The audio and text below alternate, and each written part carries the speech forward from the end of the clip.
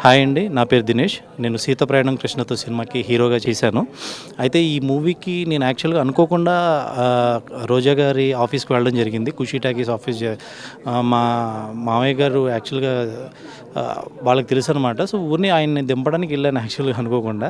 ఏదో ఒక్కొక్కసారి అదృష్టం అనుకోకుండా తగులుద్దంటారు కదా! నాకు కూడా అదృష్టం అనుకోకుండానే ఆ రోజు అలా తగిలింది.